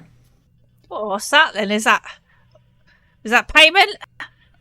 I've kind of prepaid for the delivery. The cosmic couriers wouldn't have sent you out here if I hadn't prepaid. All right, fine. You got me there. Yeah, I just want help throwing this into the sun, please. I mean, we'll give it a good go, but we're not going to refund you if we can't do the job. And I feel we should get some additional hazard pay for, trying to go into the sun. Well, I don't want you to go. I don't want to go into the sun. I don't want to die. But if we could kind of push it towards the sun, that would be great. If we could just get it in the sun. Being in proximity to the sun is still quite dangerous. The sun is pretty big. Look, it is a very big sun, isn't it? I think it's difficult to miss that sun. Can you not park up and then just chuck it? Is that not possible? Well, we do have cannons, so we could try. I don't want to tell you how to do your job. I'm not a delivery professional right now. I am a hamster. Well, I am just a cleaner, so... Oh. I heard your name in the bar. It's Audrey. Yes. It's lovely to meet you. I didn't get your name, and she turns to you, Kriket. I'm Kriket. Oh, it's really nice to meet you. Thank you so much for your really great piloting skills to get us out of that horrible situation. If you could help me, that would be incredible. All right, don't tell us a sob story. Where's Lionel? We cut over to the cannon room, and it's just me with my hands on the shoulders of a drunk Gary, the Dragonborn dragon, 15-year-old Gary, and I'm just saying to him, now listen, mate, what is with the accents? We know they change on a daily basis. Audrey notices it. Even Kriket, who doesn't know who the fuck you are from day to day, notices it as well. What's up, mate? You can talk to me. I know I'm a 40-year-old fucking parcel cannon engineer, but what's up? What's going on at home? Look, mate, it's just easier if I stay in the accent all day. I'm very method when it comes to my tricking of upper management of the cosmic couriers. Look, can't we deal with this when I'm doing an easier accent tomorrow? That could well be Cockney.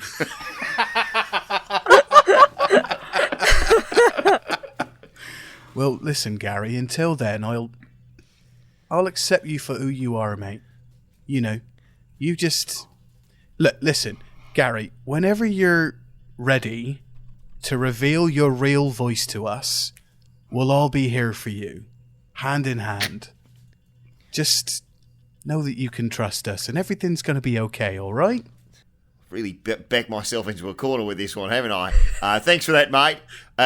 Jamie, I know I have this as a weapon that I can only use once per short rest. But can Gary hiccup and a small puff of flame come out of his nose, please? Absolutely. You hiccup, the fire just out of your mouth, and I say to you, right, okay, well, let's sober you up with some coffee on the deck. Let's go find the girl, shall we? See what's going on with that tiny talking hamster that exists in this world. You bitcher. We head on up to the deck. So yeah, you arrive on the deck. You see this conversation going on. You see this massive chest that's in the center of the deck, just in front of the spelljammer helm. The hamster is like, yeah. So I made a promise to a friend of mine. We were, we've known each other for years, and she came to a bit of bother, and I made her a promise that I'd deliver this to the star. Why is that? I didn't really have time to ask particularly about why this star. It all happened really, really quickly. We were being chased by pirates, and my friend she's ancient, very, very ancient, and she just couldn't escape anymore. So... Couldn't escape what? The pirates. Right. You see, solar dragons like rarely come out of their stars. And the last thing that my friend wanted to do is just explore a little bit more. And she didn't know she was going to lay an egg. And that takes a lot out of a solar dragon. And it was really unfortunate that she ran into a pirate fleet, and we ran into that fleet, and they caught her, and she didn't escape. So hold on. You're not a dragon, are you? No, I'm a miniature space hamster. Right, okay, just checking. I just wanted to clarify. Lots of weird things going on today, so just checking. Fucking hell, man. Even I could tell she wasn't a fucking hamster. All right, mate. All right, okay, yeah. What's in that chest then? What's in the chest? I think it's her egg, but I can't open it. Have you tried to open it? Yeah, there's not a lock on it. Okay. So it sounds And like we just have to fire it. maybe. Sounds like you want us to fire that chest into the sun to what? Make that egg hatch? I guess I don't. It was a very fraught situation. So the battle. Can I make a suggestion? If it's a little bit too dangerous, if it's going to be a bit dicey, with it being a star or the sun or whatever, why don't we just go at night? So the sun will be off then. It'll be a lot cooler. So thoughts? Who hired him? Listen, Kriket, you signed the paperwork. I don't know if you looked at it or not, but you definitely signed him off. Yeah, well, we get a new one in every week, don't we? Don't say that. Don't mention how the last one died, all right? Don't say that. Yeah, he had a weird accent as well. Does anybody want to have a look at the chest? Go on, let's have a wee nosy. Okay, give me an investigation check. Okay. I'll give you the help action. I'll give you the help action, Audrey. Yeah, I'm gonna need it. That didn't help anyway, so with the help, that's gonna be a 5 overall. Cool. Looks like a really lovely chest, actually. Yeah. It looks like it's really, like, it's gold. It looks great. It's probably I'm worth a bit of amazed money. by the fact that it was small and now it's big. I am going to say, even with the 6, you can see some text written on it. What languages do you speak, Audrey? I speak Halfling, Elvish, and Dwarvish. Okay, you have no idea what this thing says. Does anybody speak the language that is written on here? I'm not sure what it is. Do we, does anybody have a clue what this language is? I mean, I speak Abyssal and Common. Okay. I have a nosy as well. I'm on Druidic, Giant, Draconic. Ooh, you can read it. Ooh, which one is it? Draconic. Oh. What does it say? The rich want it, the poor have it, and both will perish if they eat it. A bloody riddle.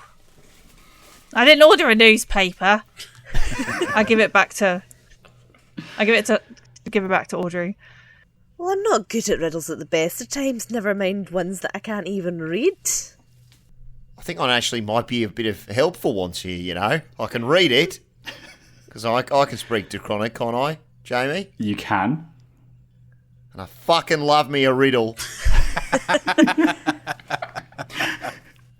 Pulling the wool over someone's eyes is kind of a thing a little bit close to my heart. So I'm going to say the answer is nothing. When you say nothing, what language do you say nothing in? Australian.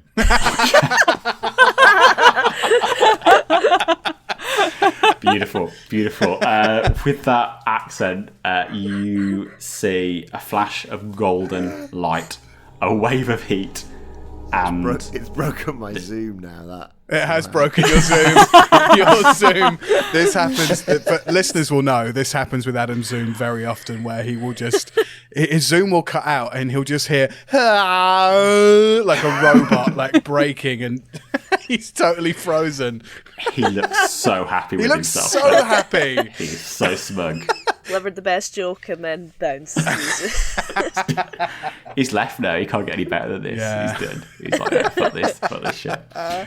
And so he's you back. see, He's he's back. back. He's good though. It literally broke my Zoom, that joke. You see this chest open, unclasps, doesn't fly open, doesn't fling open. But you see this little. Here, what's inside?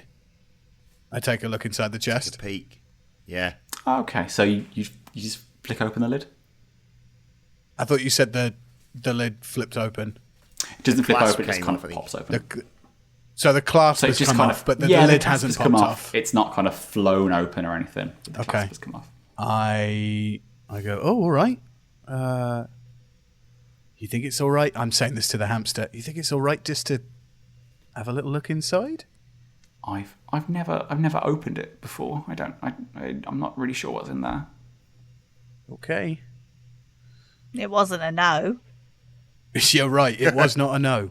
A no means no. We know that. I flip the lid open. It opens and you see these kind of this egg, and it's bright purple and thick scales. It looks kind of like almost kind of like a purple amethyst. Like it's just a really kind of beautiful kind of crystal egg that you see in that chest.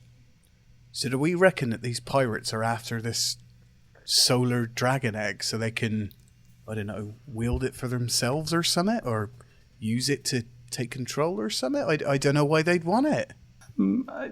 Solar dragons, they go for a pretty price. Like, you know, a tooth alone is, I don't know, 200 gold. So what you're saying is we shouldn't put this into the sun and we should sell it. Because we could retire on this, couldn't we?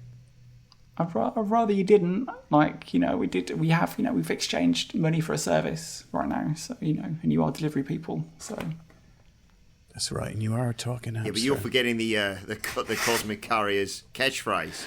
Finders keepers.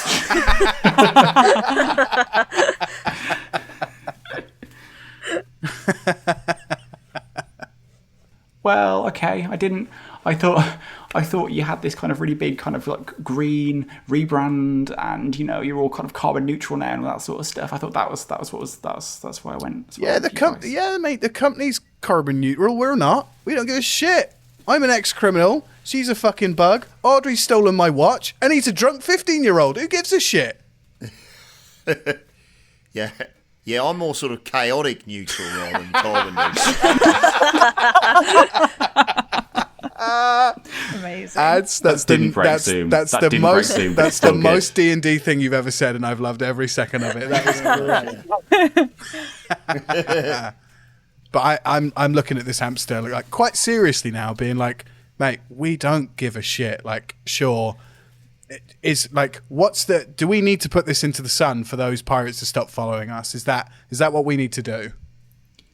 I think like it will get rid of the thing that they're after. I assume like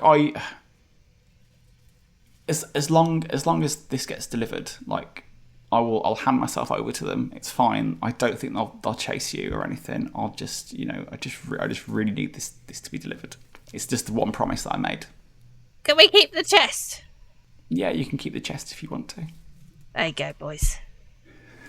All right, that chest will be worth a pretty penny. So, Audrey, I think what we need to do is you need to rummage through your bins, find all the cardboard and the packing peanuts and all that, because we need to make this little egg a little sphere so we can shoot into the sun, right?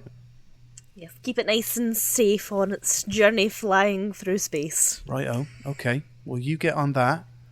I guess... I'll get us closer, but not too close.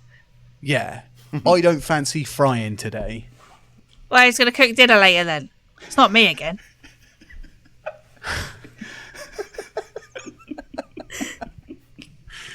I don't like the meals you cook, I'm going to be honest. Like, shit. Like, What do you mean? You're a bug. You live on shit. I don't like cooked shit. I've never... Look, just because you don't understand, it's a delicacy. It's a delicacy. It's a delicacy for who? Your mandibles? I swear, I'm going to...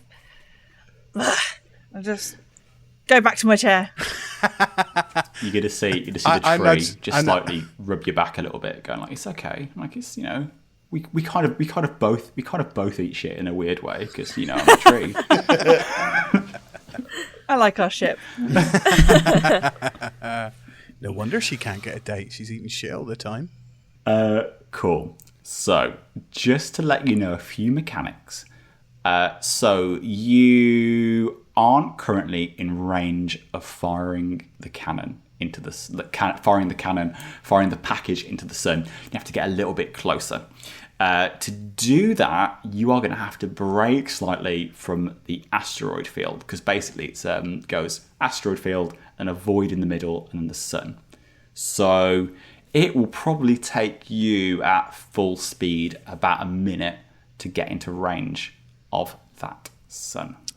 Buckle up, everyone. Is that the plan, Kriket? Is that what we're doing? We're going to navigate through these asteroids and then go out into the void where the pirates are?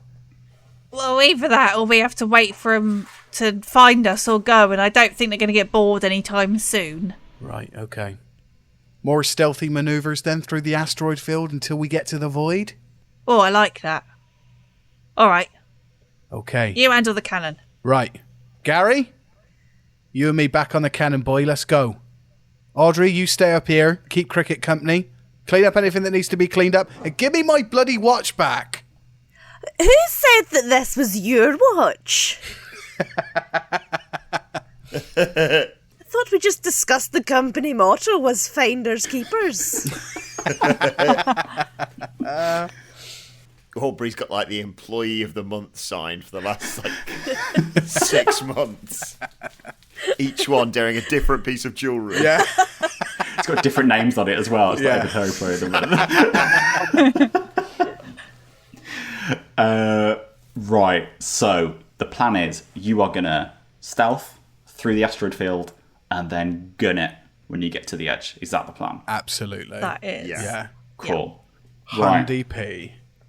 Kriket, give me a stealth check as you position yourself. Oh, that's a good start. 18. Okay. Lovely. So you start to move through the asteroid field. Tell me what you're doing. Tell me how you are getting through. I've got like all 4 of my mandibles are kind of like attached to some of the tree roots to try and and then like N64 controller, like it's really weird. Nobody really knows how to use it. Yeah. You're not sure which like analog controller is doing what. She's kind of doing that with some things. She's like not really sure. Sometimes kind of getting her hand out and smacking a button or two and just trying to like jankily but accurately weave in and out. Cool. I love that. That's amazing. So you start to move through the asteroid field. You've rolled an 18 on your stealth, which is cool. What is everyone else doing as you are preparing to kind of like gun it out of this asteroid field? Can I do from the cannon room, the parcel cannon room, can I just be, for the time being, doing like constant perception checks to see if there's anybody like who's found us or is sneaking up on us? Like, I don't want us to get into a dogfight, so I'm just using the cannon crosshairs while kind of instructing Gary to do the same if he wants to, but just to cover our six to see if anybody's coming from behind. Cool. Roll me a perception check. 21. Cool. You don't see anything. Okay. Gary is not paying attention to any of what Sho's saying here. He kind of fancies a bit of a dogfight because it's a bit boring, isn't it? This whole cosmic courier nonsense. So he is vigorously shaking packages to try and discern the heavier things to fire at the cannons, basically. Give me a look check. Nat 20. Yes. Hey! Yes. What do you find in a package? What is that thing that you're after that is being delivered that you are praying? What's the key thing that you want? Is it a bread maker? Bomb. A bomb. Okay, I like the bomb. Okay. So yeah, you are homemade transporting. Semtex or something. Yeah. Cool. It's like it's been sent to like a government building or something like that, and you're like, oh, Yeah. okay, right. Yeah, we've just forgot about it in the hull. It's just there undelivered. That's great.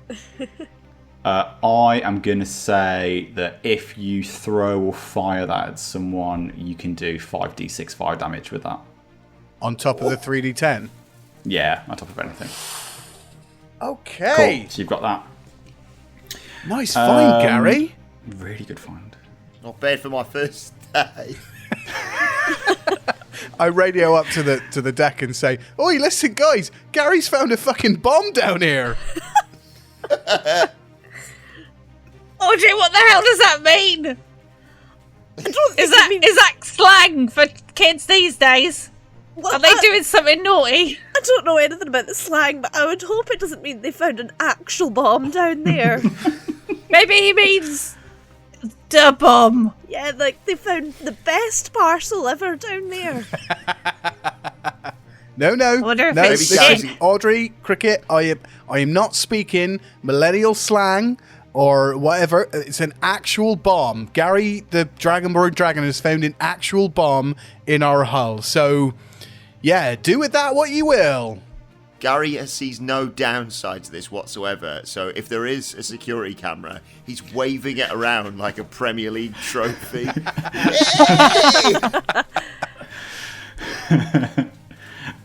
Audrey, what are you doing? Are you preparing? What are you doing? I'm gonna find some bubble wrap to start wrapping this egg in to get ready to launch it into the sun. I love that. Give me a About sleight 10 of hand. layers. Give me a sleight of hand check. See how well you do it. Oh, that's good. What's my add-on for that? That's a 22.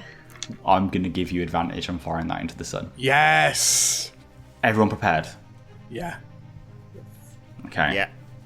Kriket, you are flying the ship. I'm flying the ship. You get closer to the edge of the asteroid field. What do you do? As soon as we're going to start peeking out, I'm going to just like, oh, here we go, and just push everything forwards, just full throttle, like launching takeoff towards the sun.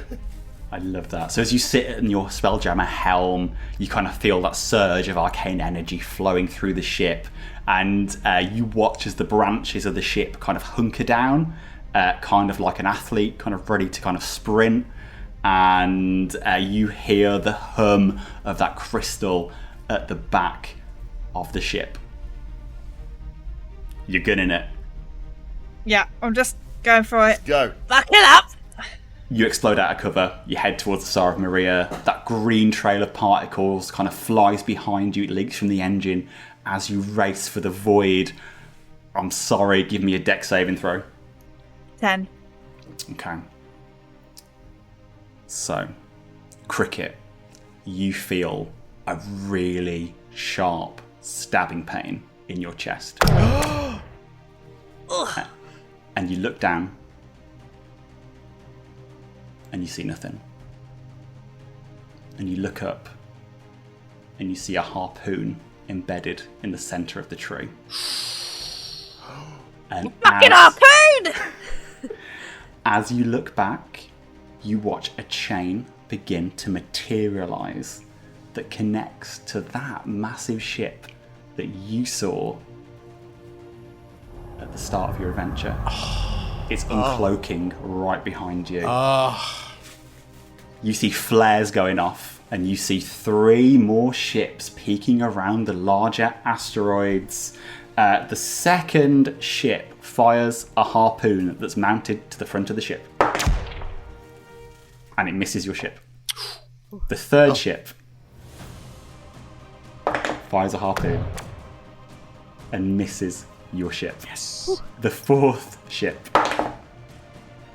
fires a harpoon and it embeds in the hull of your ship.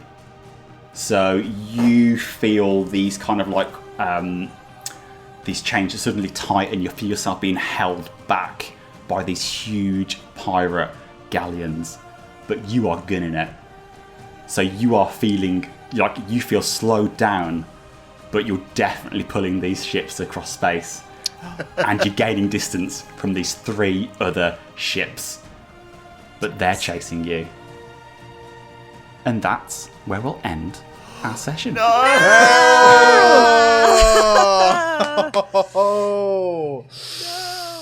Jamie, I'm going to hand that baton over to Ollie now. You're good at this bit. You do this bit. Jamie.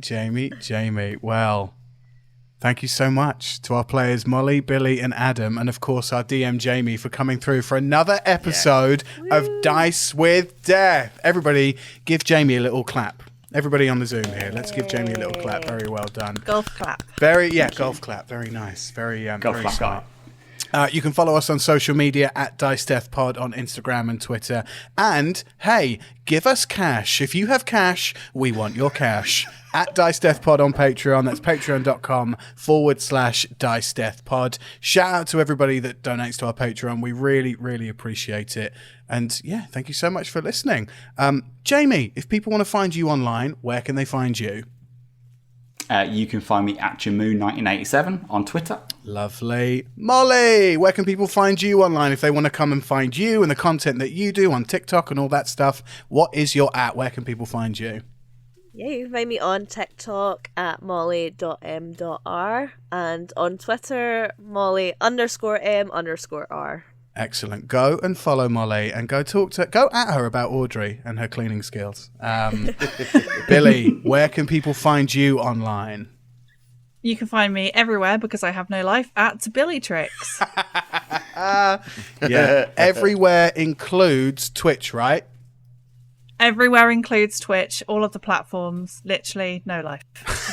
Yeah, I know, I'm going to compound this no life still, but I've been watching your streams because you've done like a proper little marathon of streams, haven't you? You've done like 7 in a row? You did a whole week full of streams? Wow. Yeah, I did a stream streak because I needed the motivation to actually turn up because anxiety is a thing. And I beat it.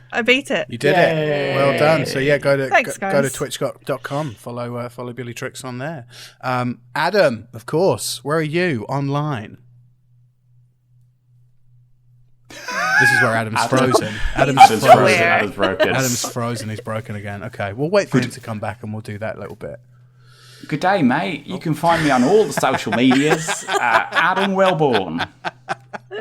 That was really bad, Jamie. And he's back. Yay, he's back to do his own outro. Here we go. Adam Wilbourn, where can we find you online?